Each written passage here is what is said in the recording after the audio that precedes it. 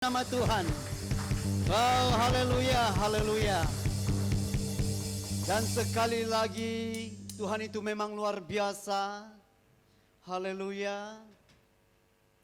Dan kita sangat bersyukur pada Tuhan karena dapat hadir sekali lagi untuk memuji dan menyembah Tuhan. Dan sebelum kita pergi kepada firman Tuhan, ada baptisan pada 3 hari bulan di Matang apa namanya? Matang Wildlife. Dekat Family Park Matang lah kan. Dan 3 hari bulan, pukul 8 kita sudah ada di sana, berdiri di pagar dia. Dan pukul 8.30 kita daftar dan masuk.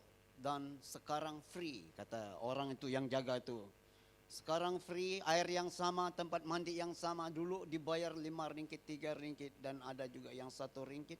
Ada juga yang pandai-pandai menyelinap dan menyelit. Dan mereka itu free, secara tipu. Oke, haleluya. Jangan tipu-tipu, nanti tidak diberkati. Amin. Haleluya. Tetapi kata Tuhan free kali ini, ada yang akan dibaptis pada masa itu. Ya, pada hari itu. Dan saya galakkan supaya kita pergi ramai-ramai.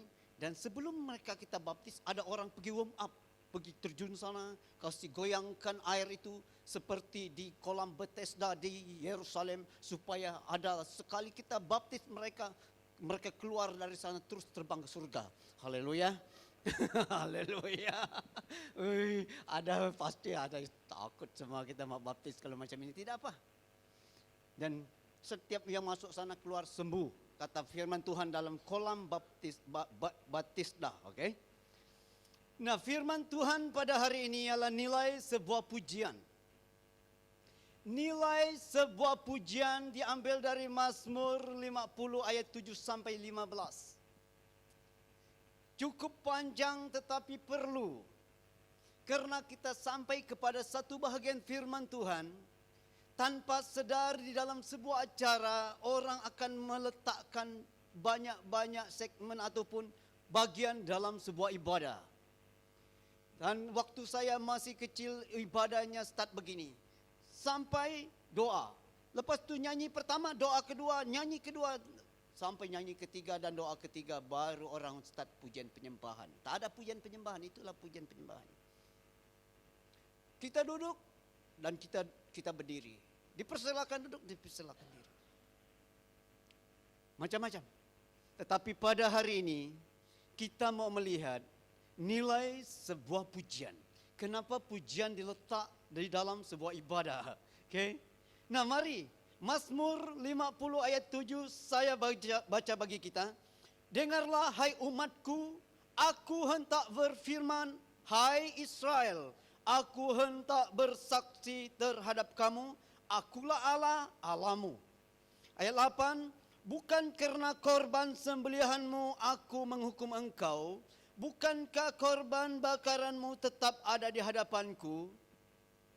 Saya mau berhenti di sini sekejap. Tuhan berkata, bukan karena acara-acara korban persembahan apapun, segala apa yang kau bawa di hadapan Tuhan itu, bukan karena hal itu engkau terhampat. Karena dikatakan di sini menghukum kan. Engkau terhampat dari berkat. Engkau terhampat dari kecerdasan. Engkau terhampat dari kebijaksanaan. Dan engkau terhampat dari kekuatan dan kemampuan world level. Dan engkau tidak dikenal di mana-mana. Bukan karena persembahan. Tuhan berkata pada ayat 8, bukan karena ayat 9, tidak usah aku mengambil lembu dari rumahmu atau kambing jantan dari kandangmu. Karena begini, waktu Israel datang beribadah kepada Tuhan, sesuai dengan janji ibadah itu sejak purbakala, kalau engkau beribadah kepada Tuhan, Tuhan datang dan memberkati engkau. Satu sejak rule-nya. Tuhan akan datang berpihak kepadamu. Tuhan akan mengangkat engkau. Dan Tuhan akan membuat keturunanmu gagah perkasa di bumi. Itu janji ibadah dari Tuhan dari awal. Dan waktu mereka lakukan ini, mereka buat dan masih sama. Bahkan makin menurun bangsa itu. Makin kacau, makin tidak berhasil tanaman mereka. Dan perdagangan mereka makin terhampat.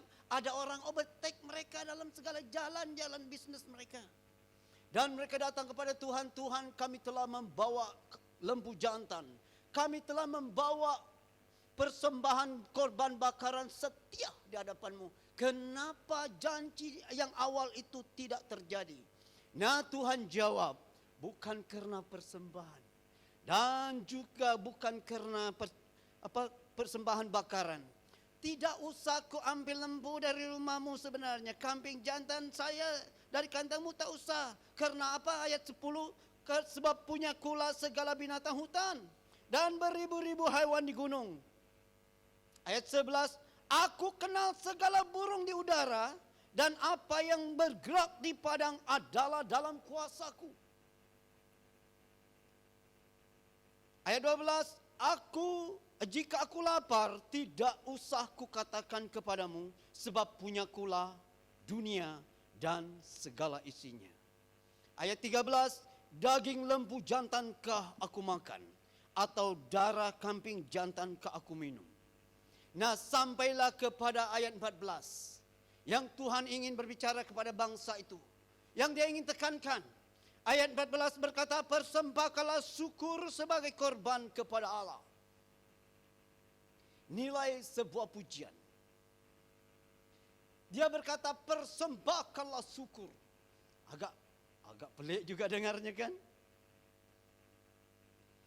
Nah, datang kepada bagian pujian. Nilai sebuah pujian dalam hidup dan ibadah kita. Nah, yang pertama, Tuhan sangat merindukan sebuah pujian. Ternyata Allah sangat rindu sebuah pujian. No play-play. Bagian pujian penyembahan.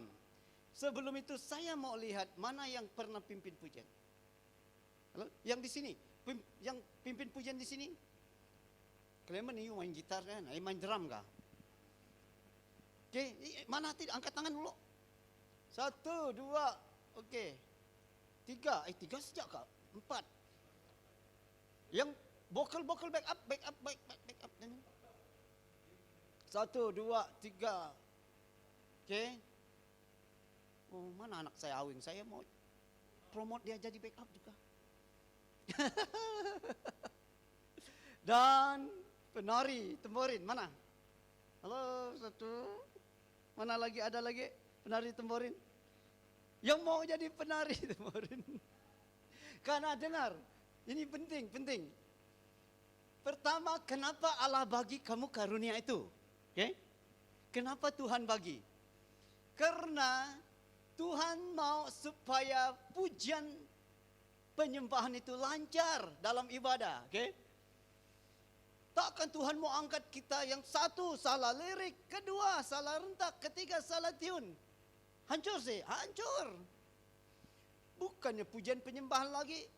Kalau saya dua respon saya kalau sudah macam itu. Kalau pemimpin pujian kita satu salah lirik, kedua salah tiun, tiga salah salah rentak.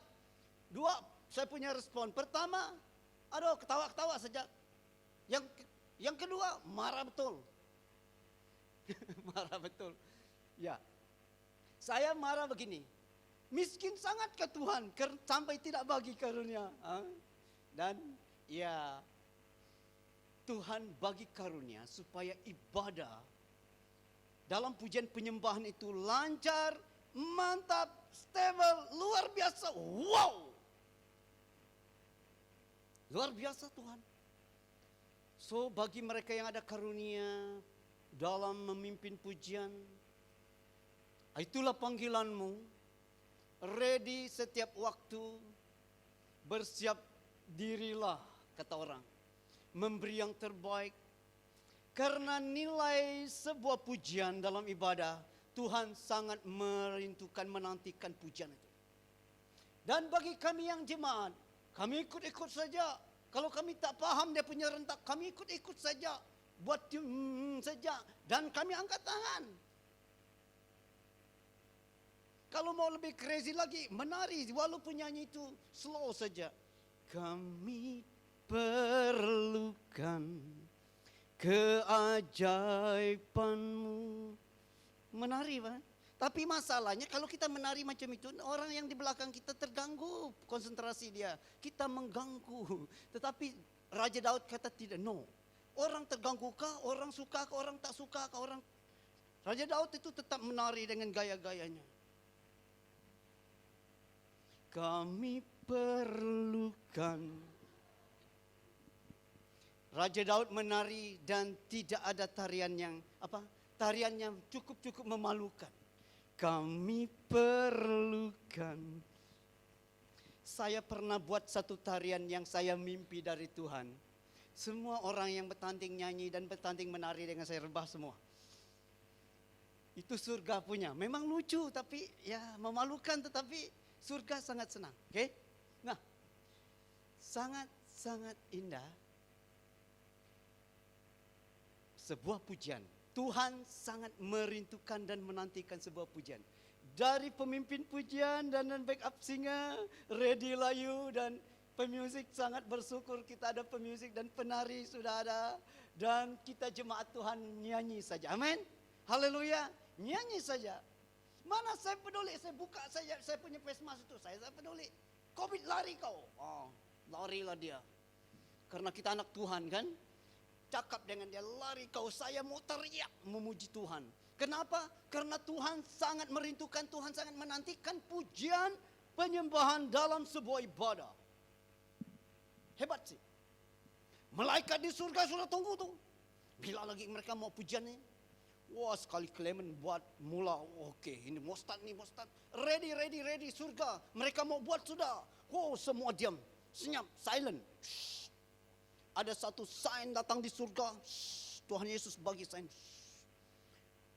PM Grace mau start pujian penyembahan. Dipimpin oleh Darren pada hari Ahad. Hari Ahad. Oh, hari Ahad ke di bawah sana. Ya, hari Ahad. Mereka itu ada hari Isnin sampai hari Ahad tuh. 7 hari dalam 1 minggu. Kenapa kita tidak ada di sini Tuhan Yesus? Jangan macam-macam, tak payah tanya. Di sini tidak ada time limit. Interneti. Di sana itu ada terhatu. Umur 50 tahun sedia untuk naik tuh.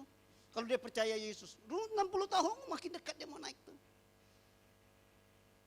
Boleh kau ambil yang pimpin pujian itu awal kah supaya dia bawa kita pujian di sini? Oh, boleh saja. Bagi yang pemimpin pujian hati-hati. Ready aja. Kalau engkau tidak buat tugasmu betul-betul, Tuhan angkat tuh. Bagi pimpin pujian di surga aja. Malaikat sudah tunggu tuh. Tuhan sangat merindukan pujian, sebuah pujian. Amin. Haleluya. Benar. Tuhan kata di sini apa? Oi, kambing domba memang ada korban bakaran tetap ada di hadapanku. Tetapi ayat 14 berkata, persembahkanlah syukur sebagai korban. Aduh, ini arahan Tuhan dari surga kepada bangsa itu. Persembahkanlah syukur sebagai korban. Nah, waktu engkau menyanyi pujian penyembahan ada 2 hal. Satu, engkau boleh bergerak dengan tangan dan kaki kamu. Dan mulut boleh keluarkan suara. Dan kedua, engkau akan menyanyi dengan segenap jiwa dan raga. Amin. Satu kali engkau menyanyi dengan sepenuh roh. Orang kata nyanyi dengan roh. Yaitu campur dengan emosi dan segala iman satu kali. Dan itu yang membuat surga itu goncangnya luar biasa. Dan Tuhan sangat senang. Apapun bagi Allah, dia sangat merindukan pujian penyembahan. Amin. Dia sangat-sangat merindukannya. Lihat saja ayat 14 itu. Persembahkanlah syukur sebagai korban. Ini yang dikatakan Tuhan. Nah, yang kedua, nilai sebuah pujian lebih berharga dari apapun. Lebih berharga dari apapun. Kambing, domba, lembu, jantan. Itulah intisari sebuah ibadah yang luar biasa. Orang yang dapat membawa kambing jantan, lembu jantan itu orang-orang hebat. Orang berkarakter tinggi, orang berkemampuan luar biasa. Lembu jantan dibawa sebagai persembahan. Oh, seluruh dunia tengok, seluruh Israel tengok, oh luar biasa orang itu. Dan orang itu diletak manusia VVIP. Tetapi Tuhan berkata, aku mau pujian penyembahan itu juga lebih berharga dari kambing domba dan lembu jantan. Darah kambing domba ke aku minum, daging lembu jantan ke aku makan. Tuhan kata, no. Pujian penyembahan itu juga yang saya mau. So, nah, Tuhan di surga, dia tidak dengar suara kau bagaimana label dia. Kalau macam si suara pemimpin-pemimpin pujian kita ini semuanya label E. Tuhan kata tidak ada. Dia yang memberi karunia itu. Dulu waktu saya pimpin pujian, orang puji, balik saya nih. Sekali Tuhan tegur, bukan kamu. Dulu kamu sudah umur dari 0 sampai 16 tahun tidak ada apa-apa karunia. Umur 17 tahun baru Tuhan bagi. Baru kita mulai untuk dapat acting, dapat ikut serta dengan orang. Amin. Sebelum itu nobody care. Tetapi Tuhan memberi karunia supaya kita ikut serta untuk memuliakan Tuhan. Kita tidak ada orang cari. Haleluya. Dan orang ikut serta dengan itu, orang bawa kita ikut serta. Semuanya rupanya dari Allah. Tidak ada apa-apa yang mau dibanggakan dengan diri kita. Dan semuanya dari Tuhan. Nah, lebih berharga dari apapun. Pujian penyembahan itu sangat-sangat berharga. Karena Tuhan mau begini. Satu persekutuan Allah dengan kita, itu yang dia mau. Waktu kita membawa pujian penyembahan kita, itu cukup berharga bagi Tuhan. Lalu nilai sebuah pujiannya lah sangat-sangat berharga. Tidak ada tandingan. Engkau boleh membawa 1 guni, 1 karung, 1 lori emas kepada Tuhan. Dia kata, di surga emas tua, emas murni, emas pilihan ada di surga. Yang itu sampah. Emas dari bawah itu tasik biru, sampah semua. Tidak ternilai, tidak terlawan emas surga. Emas murni, emas tua, emas pilihan ada di surga. Jalan raya surga itu emas semua tuh. Mengalahkan emas hitam dari Ethiopia.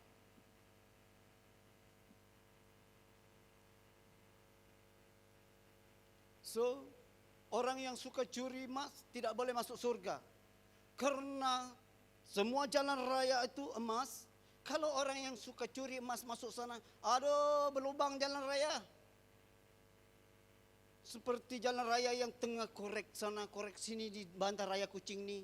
Aduh, kalau kamu pergi Batu Tujuan, ya ampun, pening. Bahkan rasa mau pengsan lagi tengok orang korek jalan raya sini, korek sana, di blok sini, blok sana. Orang mau pergi naik kapal terbang, lalu stuck di jalan raya, tinggalkan kapal. Mau marah pun, mau marah siapa? Marah dengan itu, apa nama yang merah kon. Mau marah dengan kon itu pun salah-salah sudah. Mau marah dengan JKR tak ada di sana. Nah, itu sebabnya orang pencuri tidak boleh masuk surga karena semuanya emas, emas murni, emas tua, emas pilihan. Haleluya. Dan kita lihat bahwa nilai sebuah pujian itu lebih berharga dari apapun. Waktu kita nyanyi, nyanyi saja. Amin. Indah memuji Tuhan. Ada orang rasa malas memuji Tuhan di sini. Aduh, malaslah untuk nyanyi, mau ingat-ingat dia punya lirik. Aduh, malaslah. Haleluya. Nah, yang ketiga, sangat berkuasa. Nilai sebuah pujian sangat-sangat berkuasa. Saya ambil Mazmur 149 ayat 6. Mazmur 149 ayat 6. Haleluya. Ayat 6 berkata, biarlah pujian pengagungan Allah ada dalam kerongkongan mereka dan pedang bermata 2 di tangan mereka. Dan kalau kita lanjut dengan ayat 7, untuk melakukan pembalasan terhadap bangsa-bangsa, penyiksaan-penyiksaan terhadap suku-suku bangsa, untuk membelenggu raja-raja mereka dengan rantai, dan orang-orang mereka yang mulia dengan tali-tali besi, untuk melaksanakan terhadap mereka hukuman seperti Yang tertulis itulah semarak bagi semua orang yang dikasihinya. Haleluya. Nah, Tuhan meletakkan pujian dalam kerongkongan umatnya. Bahkan dalam kerongkongan bayi sekalipun Tuhan telah meletakkan puji-pujian. Kenapa? Karena pujian itu sangat berkuasa. Kalau kita lihat di sini saja mau beberapa. Untuk menghukum bangsa-bangsa, mengikat raja-raja mereka. Aduh, untuk mengikat mereka dengan rantai besi sekali.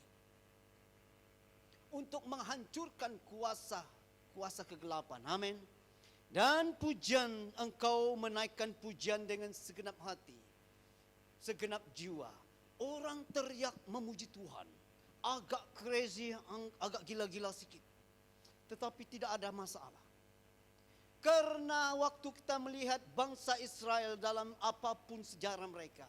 Pada zaman Raja Yehosafat, 2 Tawarik 20 ayat, dalam ayat pasal 20, kalau kita melihat bagaimana orang Raja Yehosafat itu. Mereka menyanyikan nyanyian bagi Tuhan. Mereka menaikkan pujian bahwa asalnya Allah itu indahnya luar biasa Tuhan. Mereka berteriak memuji Tuhan. Dan Tuhan membuat penghadangan terhadap Bani Amon, Bani Moab, dan Bani Pergunungan. Dan Tuhan memberi kemenangan yang besar. Itulah kuasa dalam pujian yang Tuhan beri. Setiap kali kamu menyanyikan pujian dengan segenap hati, Tuhan mulai bergerak dan kuasa Allah terjadi.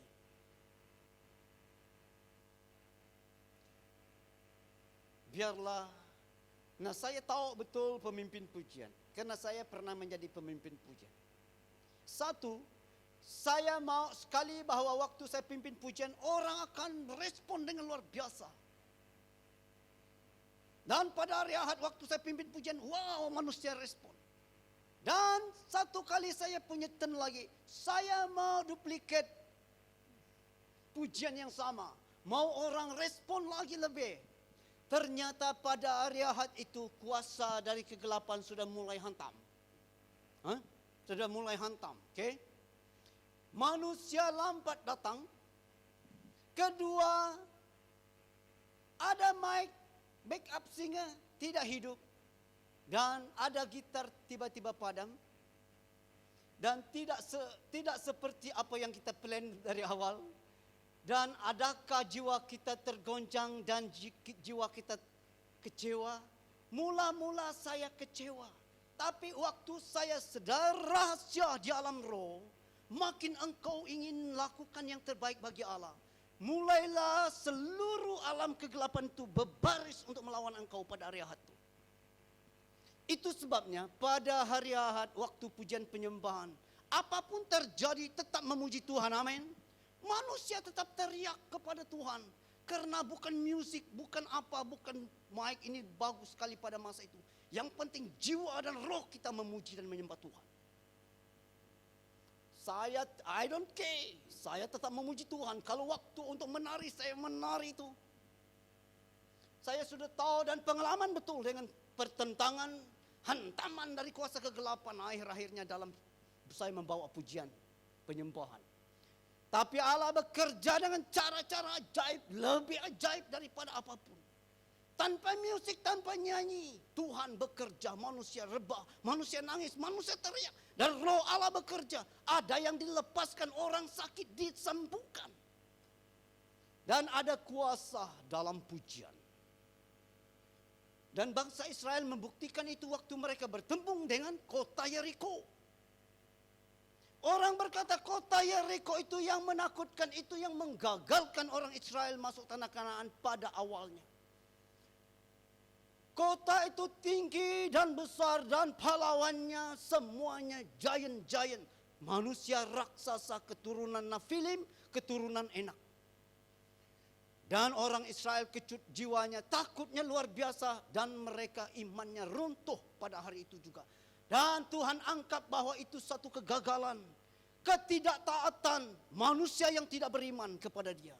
Dan Tuhan terpaksa membawa mereka putar balik selama 40 tahun di padang gurun. Selepas 40 tahun generasi itu sudah lenyap di padang gurun. Generasi muda datang dan berbaris di tepi sungai Yordan.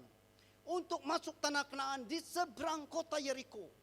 Dan Tuhan mulai mempersiapkan mereka, berkata 3 hari persiapkan diri untuk menyeberang dan hantam. Orang dari kota Yeriko mulai datang dengan pahlawan-pahlawan gagah perkasa mereka. Dengan segala ahli sihir Mandalika, sihir dari Laut Selatan. Tetapi Allah mengejutkan mereka pada hari itu. Sungai Yordan waktu tabut perjanjian masuk di Sungai Yordan terus kering dan orang Israel berjalan di tanah kering. Semua pahlawan Yeriko terkejut dan lari masuk kota. Tutup pintu gerbang. Tetapi itu bukan masalah bagi Tuhan. Masalah bagi Israel. Tetapi bagi Tuhan tidak ada masalah.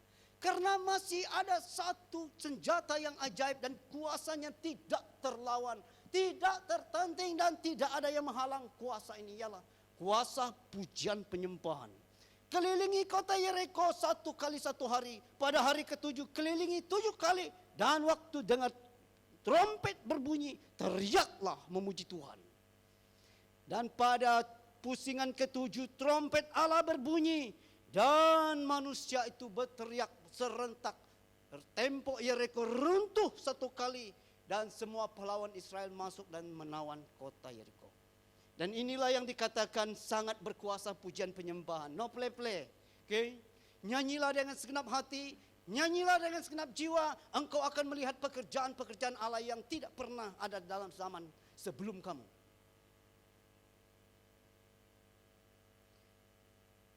Kalau rasa-rasa berat untuk tangan, itulah waktu yang penting untuk angkat tangan. Tadi kan ada 2. Satu ialah gerak tangan, gerak tubuh dan gerak apapun.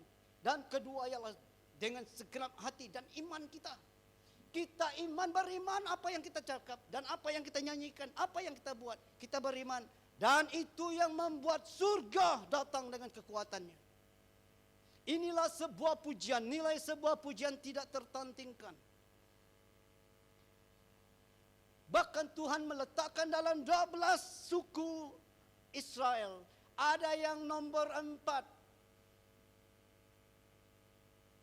Yang bernama Yehuda. Dia nomor 4 tetapi namanya Yehuda pujian namanya. Syukur, pujian, penyembahan. Namanya pujian dan Tuhan memakai dia luar biasa. Kadangkala dia suka merayau, tidak bertanggung jawab. Tetapi akhirnya Tuhan tetap angkat dia. Dari keturunan dialah Raja-Raja Israel. Dan dari keturunan dialah Yesus Kristus. Kenapa? Karena pujian. Lalu nilai sebuah pujian luar biasa, sangat berkuasa. Kalau engkau sudah keletihan, kalau engkau sudah habis akal, kalau engkau sudah tidak ada jalan lain, dan satu-satunya jalan ialah memuji Tuhan. Amin. Nah, terkenal dengan suku Yehuda. Suku Yehuda dalam peperangan tidak terlawan. Setiap kali sebelum peperangan, mereka akan berteriak memuji Tuhan. Sekali saya perhatikan bahasa itu ialah halal, haleluya. Namanya lah ya free worship. Nyanyian, apa namanya? Nyanyi free, apa? Free worship dalam Inggris apa dalam bahasa kita, bahasa Malaysia ini. Oh, pujian bebas. Haleluya. Suka-sukanya kita kan? Oh, haleluya Tuhanku rasantara. Bahasa roh lagi kuria santara. Oh, haleluya. Haleluya Tuhan. Kalau memuji Tuhan bagus pejam mata. Karena waktu manusia mulai crazy memuji Tuhan, engkau yang muda terganggu tuh. Haleluya Tuhan. Ujung-ujung orang sebelah kita kena tumbuk tuh. Banyak kali pada zaman saya. Orang main temborin, pukul tangan saya. Karena saya selalu depan macam ini. Kena pukul tangan. Oh. Seolah saya temborin itu ada ribbon-ribbon cantik-cantik, tapi takkan pukul tangan orang mau memuji Tuhan pula kan. Ya, free worship namanya, pujian bebas. Haleluya, haleluya. Bayangkan pahlawan mau berperang. Nih, musuh sudah di depan sana. Orang dari sana, pasukan siap. Bom. Apalagi kalau jekecan orang. Jekecan. Tetapi orang dari sini, suku Yehuda, pasukan siap. Kurasantara, Karasantara. Pengsan orang sebelah sana, dia pukul-pukul saja. Dan bangsa Yehuda, suku Yehuda dalam peperangan menang saja. Mereka setiap kali seperti Yehuda di dalam peperangan kami bersorak. Ayo, macam itulah nyanyi-nyanyi dulu. Karena Yehuda setiap kali peperangan mereka akan bersorak dulu, menyembah Tuhan, pujian bebas dulu, free worship. Kurasantara, haleluya, haleluya, haleluya. Pihak lawan sudah. Sebenarnya bukan pihak lawan, malaikat dari surga datang kacau pihak lawan. Tik pengsan semua tuh, datang suku Yehuda ketetak-tetak saja. Bukan tak perlu tetak, memang mati pengsan. Seperti waktu zaman Yehosafat juga, 180.000 pihak Bani Moab, Amon dan pegunungan Sir mati satu kali. Gara-gara pujian penyembahan. Nah, nilai sebuah pujian sangat-sangat berkuasa. Pada hari ini kita siapkan diri kita untuk memuji dan menyembah Tuhan. Biarlah kuasa Tuhan mengalir. Banyak sekali waktu saya mati akal di hadapan dunia ini, di hadapan apapun tugas, di hadapan apapun, saya akan datang kepada Tuhan dan memuji Tuhan. Kadang-kadang nyanyian yang keluar itu tidak masuk akal juga. Macam nyanyian mau pergi surga aja kadang-kadang, tidak apa.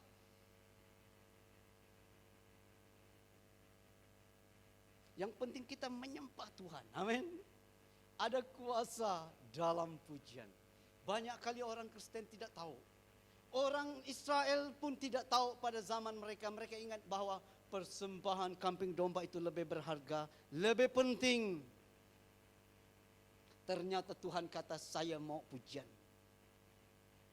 Haleluya. Haleluya. Sekali lagi, kalau Tuhan bergerak dalam pujian penyembahan, saya tak akan khotbah. Kita menyembah Tuhan. Amin. Itu yang saya tunggu-tunggu nih. Saya kata, Tuhan, bila kau bergerak seperti itu, seperti dahulu kala, saya mau lagi Tuhan. Ya. Dan pujian penyembahan. Haleluya. Nah, pada hari ini saya ingin berdoa bagi satu pemimpin pujian dan backup singer. Oke, datang di sini. Mana pemusik kita? Saya mau nyanyi juga. Nah, yang pemimpin pujian datang sini dengan penari temborin. Haleluya.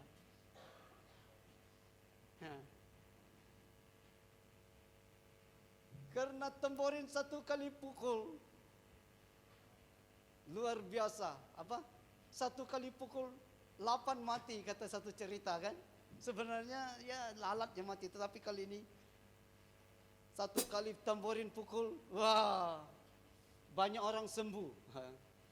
Oke, mana pemimpin pujian? Gary, jangan kau tapok-tapok. Backup singer di mana? Ada backup singer. Okay, mereka ini saja. Oke. Pemimpin pujian. Penari, dia seorang saja kan. Yang lain. Haleluya. Nah, kami perlukan. Saya mau kordia saja. Itu yang saya selalu nyanyi dalam kereta. Ikut YouTube lagi. Saya sangat happy waktu nyanyi itu keluar pada hari ini. Yes. Nah, mari kita sama-sama berdiri karena kita mau berdoa bagi barisan ini. Karena ada kuasa dalam pujian.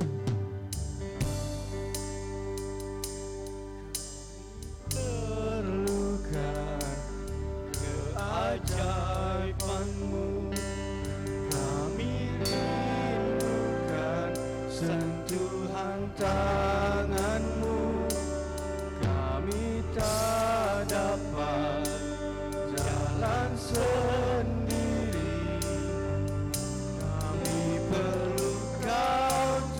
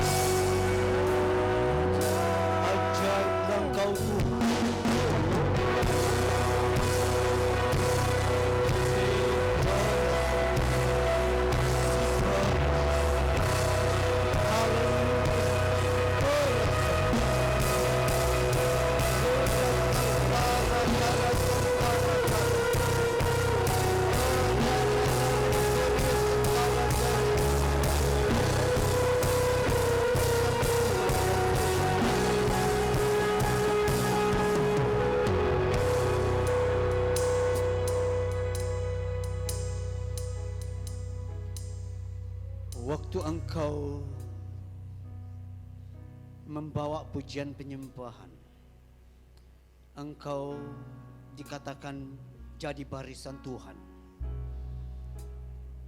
untuk membawa pemulihan, membawa pembebasan, membawa kesembuhan bagi yang sakit, membebaskan mereka yang dalam belenggu, membebaskan mereka yang terikat. Dan engkau istiharkan tahun Yobel kepada siapapun, tahun pemulihan, tahun pembebasan, waktu engkau membawa pujian penyembahan. Haleluya. Berkatilah barisan pujian penyembahan kami, pemimpin-pemimpin pujian yang engkau telah panggil dan meletakkan karunia, dan juga para penyanyi kami, pemuzik dan penari. Engkau berkati hidup mereka, berkati hidup mereka, berkati hidup mereka. Haleluya, haleluya, haleluya Tuhan. Bagi umatmu yang sakit, saya istiharkan kesembuhan bagi mereka pada pagi ini. Dimanapun mereka berada, dalam nama Yesus, kesembuhan datang kepada mereka. Beriman atau tidak beriman, saya istiharkan kesembuhan Allah bagi mereka pada pagi ini. Bagi yang terikat, dalam nama Yesus dilepaskan. Bagi yang memerlukan kelimpahan dari Engkau Tuhan, dalam nama Yesus saya istiharkan kelimpahan dalam hidup pada pagi ini, sesuai dengan firman Tuhan. Haleluya, haleluya, haleluya. Dalam nama Yesus kami berdoa. Amin, amin, haleluya. Beri kemuliaan bagi nama Tuhan. Haleluya, dan dipersilakan duduk.